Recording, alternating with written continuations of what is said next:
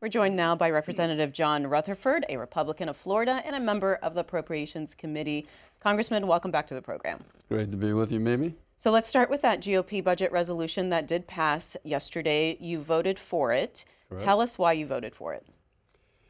Yeah, because it really is the first step in reclaiming the kind of economic growth and vitality that America had back in President Trump's first term after we passed the Tax Cut Jobs Act. If you remember, Mimi, back then we were looking at 3.2, 3.5. I think one quarter we even had 4.2 GDP growth. And it's going to be very important if we're going to get out of this national debt that we're looking at. We have to not only cut, we're not going to cut our way to greatness. We have to grow as well. It takes both cutting and growing.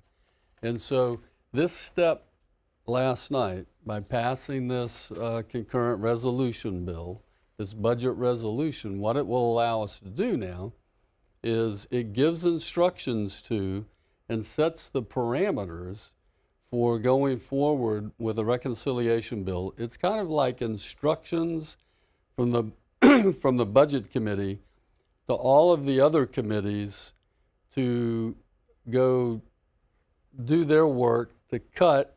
In the floor of the cuts that we're looking for is 1.5 trillion over 10 years. So all of those committees will now go out, they will develop their own bill, their own budget bill, each one individually for their area of authorization. And then they will present those to the budget office, committee. Then the budget committee will take all of those bills, roll them into one big beautiful bill. As you hear President Now, part Trump of this say. budget resolution, though, is requiring the House Energy and Commerce Committee to find $880 billion in cuts. Right. Now, part of that committee is Medicaid. So Right. Does that mean Medicaid is on the table for cuts? Not benefits. No one's benefits are going to be cut. Now, if there's waste, fraud, and abuse, we're going to go after that. And we do believe that there is some in there. The estimate was Obviously. $50 billion. That's a long way away from $880 billion. Yeah, well, the commitment has been we're not going to change. No one's benefits are going to be impacted at all. And so every committee, and that's why passing this last night was so important, maybe, because now we get to go do that work in searching for those cuts in all 12 committees. And there was, in addition to Medicaid, the Children's Health Insurance Program, it's called CHIP. Right. Will that be cut? Will there be any cuts to those benefits? Don't know. We have to wait and see what the committee does. I can't talk about specific cuts because there haven't been any made yet. And so this resolution that we passed last night simply sets those parameters for the cuts that they need to go find, a top line, like the 1.5 trillion. And that's not really the top line, that's the floor. They can cut more than that if they can find more than that.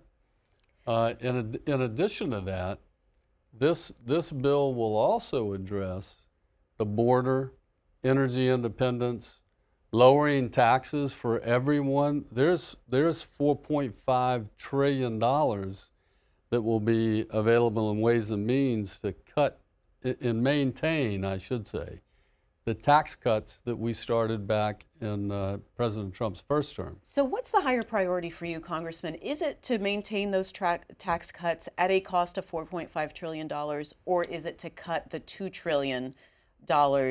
If you can only do one or the other, to maintain the tax cuts or to... I mean, if you tie my hands and say you can only do one or the other, I'd rather do the tax cuts, But we can do both, and we should do both, because we need to cut and we need to grow.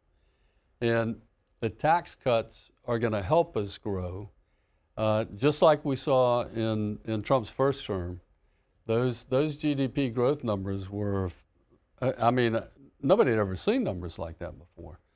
So that will also the instructions in the resolution last night also provides an additional $100 billion for national defense, which President Trump is worried about. It also provides $200 billion to Homeland Security for securing the border and all the cost of getting folks out of the country who are here illegally. And you can join our conversation with Representative John Rutherford, Republican of Florida, on our lines. Republicans are on 202-748-8001.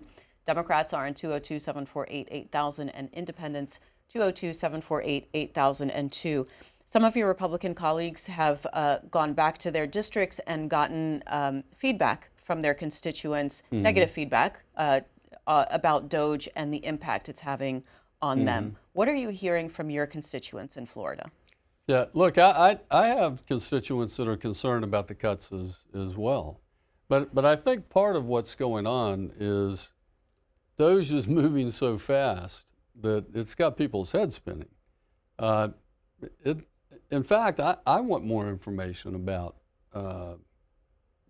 what's going to happen before it happens. They're moving so fast. And so people are concerned, but I think when you see what's being cut, and look, we have I think over 2 million federal workers. There's a lot of bloat in this federal government, particularly since the Biden administration added people just willy-nilly, it seemed like. And so the president, who is the executive of all of these executive branch agencies, has the duty and the power, the authority to do, whether it's a RIF, a reduction in force, cuts, to programmatic cuts. He has that responsibility. And Congressman, regarding the inspector generals that he fired, about 14 or so inspector generals, there is a law protecting them, saying that the president can fire them, but they have to let Congress know 30 days in advance and give a reason for their firing. That was not followed. Are you, as a congressman, a Republican congressman, going to hold the president accountable to those? I'm not sure how we would hold him accountable.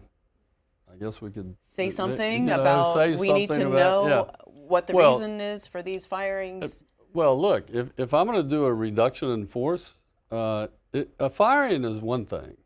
A reduction in force is something different. And so I think if I'm going to make a decision that I'm going to lay off, a lot of people, then I'm not going to telegraph that, because but specifically I was asking about the inspector generals. Yeah. Okay. Yeah. But that's a big group of individuals, and I'm going to lay off 14 of them. I don't think I'm going to tell anybody in advance I'm going to do that. But that is the law. When I'm doing a reduction in force. Well, I think if you're going to fire somebody, you have to tell them. I don't know if you do if it's a reduction in force. Okay. Yeah. Maybe that's semantics. So yeah. All right. Well, let's talk to callers. Okay.